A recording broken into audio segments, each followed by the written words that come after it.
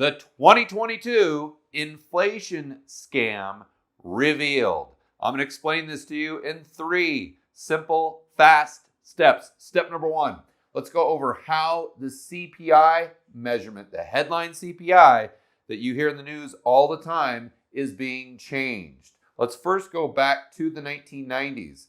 This is when the BLS, or the BS, if you prefer, maybe the data put out by the BLS is actually the BS.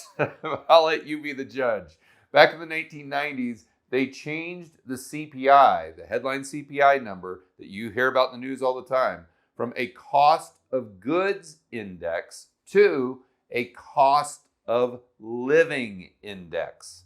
And one of the ways they did this, or a couple ways they did this, is they used something called hedonic adjusting. Most of you know what that is. I'll explain it briefly. And substitution. So what they did initially is take a basket of goods and services, and they just measured how much did the prices increase from year to year. Makes a lot of sense. But then what they did is say, oh, actually, we need a cost of living index. That would be better. And it just happens to be coincidental that this dramatically understates the rate of inflation compared to the way it was measured prior to changing it to a cost of living index. But hedonics is basically as the quality of a good goes up, even though the price goes up, they don't see that as the price changing. So as an example, if you got a car, or if the average car costs $30,000, if the quality goes up, but the price goes up to $40,000, if the increase in quality was consistent with the increase in price, they'd say, oh, well, cars still cost $30,000, and there would be no price increase in the basket of goods and services. Substitution, most of you know what this is. This is if the price of your steak goes from $10 a pound up to $15 a pound. They just say, well, you're going to substitute the beef or the steak, the filet mignon, for hamburger. So you're still eating beef. Therefore, the quality of your life, your standard of living, pretty much stayed the same. Therefore, we're just going to assume that the steak did not go up in price because you have something that's still made of beef that you can use as a substitute. But now what they're doing in 2022, right here, is they're changing the weighting of the actual CPI. For more on this, editor, let's cut to the internet. And they don't give us much detail here, but they say starting in January 2022, weights for the consumer price index will be calculated based on consumer expenditure data from 2019 and 2020. So this change is going to be absolutely huge. I'm going to explain why in steps 2 and 3. But before we get there, let's go over kind of a diagram or a visual as to how this weighting system works from the BLS. So we've got shelter right here. This represents 32.39% of the overall CPI metric. So as an example, if shelter goes up by, let's say, 1%, but everything else on the board goes up by 10%, the CPI isn't going to read 9%. It's going to read something closer to maybe 3 or 4%. Why? When 90% of this has gone up by 10%? Because they're giving shelter a higher weight. For a few more examples, food, second place, 13.99%. And within each of these categories, it gets very specific, but this is kind of the overall summary. And it goes down to energy, education, transport, household furnishings. We've got medical at 6.99, recreation 3.67, all the way down to education, commodities, not sure what that is, at 0.47. So the weighting they give each one of these categories makes a huge difference in the headline CPI number that you see in the financial media. So the questions then become, how did the BLS change these inputs to the overall CPI inflation metric? And will those changes understate CPI even more than it's been understated in the past. Step number 2, the CCPIU versus the CPIU. This actually holds the key for us to determine if these changes that the BLS is making to how they measure the CPI will understate it even more moving into the future. Let's start by looking at a chart going back to 2000 all the way to today's date. On the left, this is an index, so we go from 90 up to 150. Now this blue line represents the CPIU. This is the headline CPI number or inflation number that you hear in the financial media. This red line represents a different way of measuring it. This is called the CCPIU. They started measuring it this different way for a variety of reasons, but the key here, first of all, is to realize this started in 2002. Now, I also want to point out that in 2018, there was something that was very important that happened. If you guys go back, you'll remember that we had the Trump tax cuts in 2018. But you'll notice right here on the board that the average Joe and even Moody the millennial are very pissed off about these tax cuts. Well, why would they be pissed if their taxes were actually lowered? Because they've been watching my videos and they read the fine print when those tax cuts came out. And it is true that some of the tax rates came down, but what most people don't realize is they secretly changed the metric for inflation for the tax brackets moving forward from the CPI to the CCPIU. And again, this was the metric that understates inflation to an even greater degree. So let's think this through. If they're moving the tax brackets up at a slower rate than the real rate of inflation, then you are going to pay more taxes. Here's how it would work. Let's say that your wages go up just with the rate of inflation. And for the sake of the example, let's say right now you're making $50,000 and your wages go up to $100,000. Now keep in mind, they're just going up with the rate of inflation. So you don't have any more purchasing power. But if the tax brackets don't move up at the same rate, you're going to go from, let's say, a 33% tax bracket to a 39% tax bracket. So again, you, the average Joe and Jane watching this video right now, would pay more or a higher percentage of your income to taxes, even though your purchasing power didn't increase at all.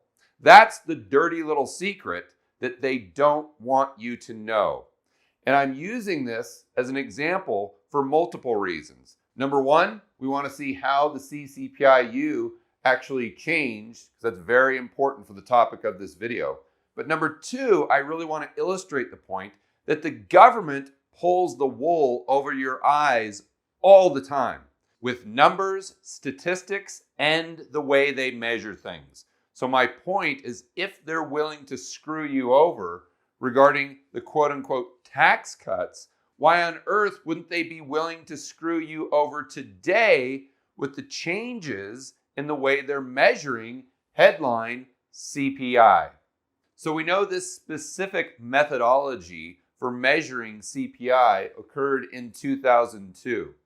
And the way they changed the numbers gave them a CPI metric that actually understated inflation even more than the headline CPI. But then the question becomes, what did they do to change the existing CPI measurement back in 2002?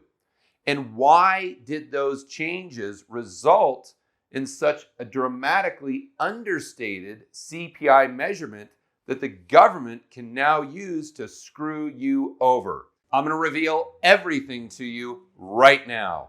Editor, let's go to the internet. And this is right from the BLS's website. The Chained Consumer Price Index, or CCPIU, a supplemental index introduced in 2002, uses updated expenditure weights. Let me read that one more time, guys. Uses updated expenditure weights. And as would be expected, it tends to run slightly lower than the regular CPI.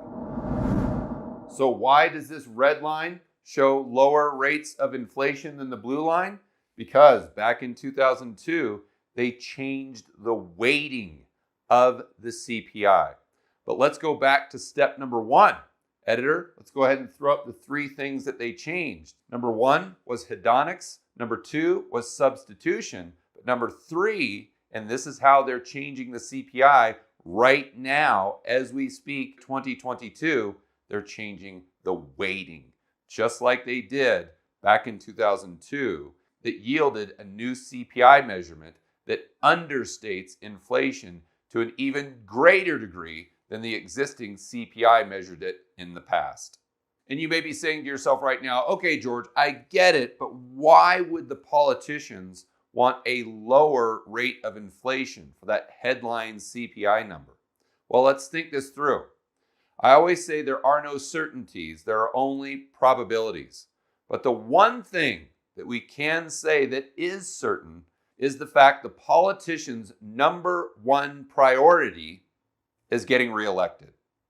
And what's the best thing that you can do to make sure you do not get reelected? Have high consumer price inflation. So I think the politicians look at this and they say, well, we can't get reelected if inflation is running hot and there's nothing we can do about inflation because we have to have it for a variety of different reasons. Therefore, instead of battling inflation, actually bringing prices down, we'll just adjust the measurement. And this is the 2022 CPI scam. Step number three. Now let's go over the specific details to how they are changing the measurement, and then we can connect the dots. And I can promise you, at the end of this video, give it about 2 or 3 minutes, you are going to look exactly like the average Joe and Moody the millennial. In other words, you're going to be pissed. So sit down and pour yourself that drink because it is definitely stiff drink time. Editor, let's go right back to the internet.